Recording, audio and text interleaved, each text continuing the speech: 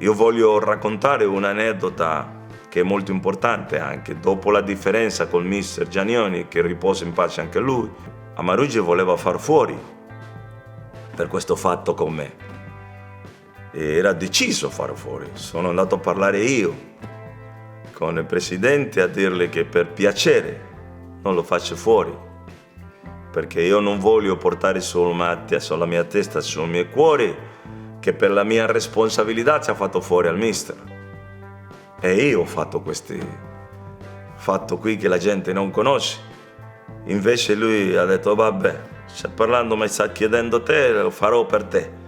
E quello vuol dire che se io non fossi un buon essere umano e ho avuto una differenza con lui, vai via, fa fuori mister, io non gioco come fanno adesso, no? Oh, se il mister non è, fallo fuori, no? Perché il giocatore è il capitale della società, non il mister.